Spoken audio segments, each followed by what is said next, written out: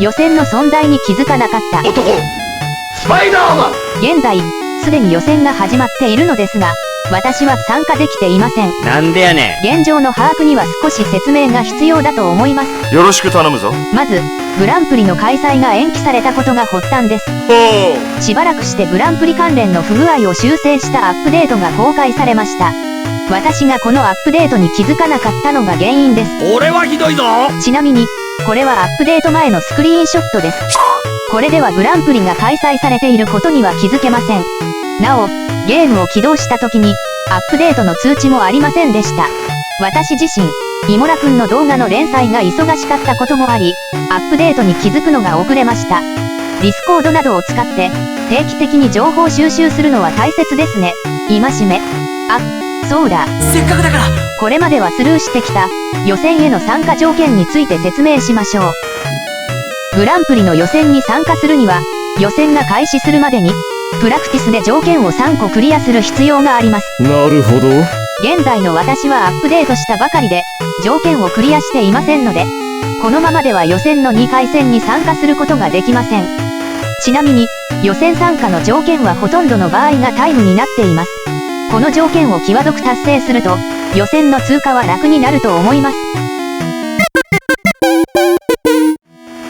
おそらくこれはお詫びだと思いますが、あくまで報酬という形になっています。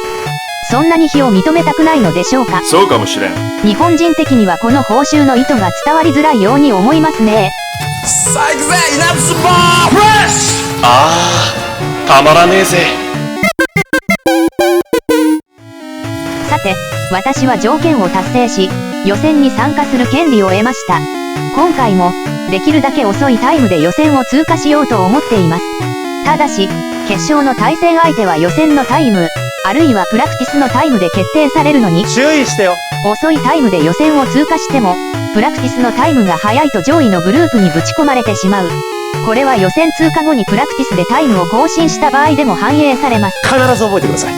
つまり予選通過後に解禁されるミッションのタイムを考慮して、その上で予選で目指すタイムを設定する必要がありますね。これが予選を通過した後に解禁されるミッションの一覧です。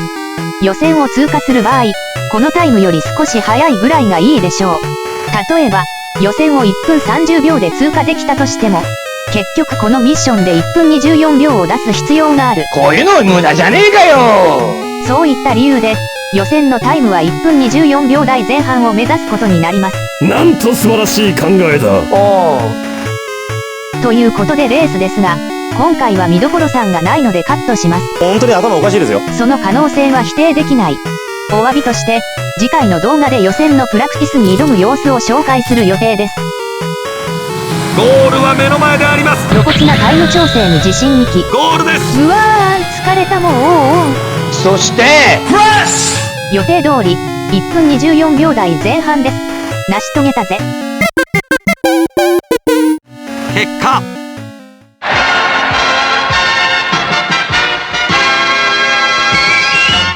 タイムは予定通りでしたが、順位は想定より下がりました。危なかった。次回は決勝の前にプラクティスのミッションに挑む動画をやりますよ。やる。面白いファイトになりそうだ。バレルの回数とジャンプタイムを意識して走っております。楽しめそうだな。その後は決勝ですが、いつもと違う形になると思います。なぜだ。理由なども動画で説明するつもりです。ということで今回はここまで。次回もお楽しみに。それではご視聴ありがとうございました。次も頼むぞ。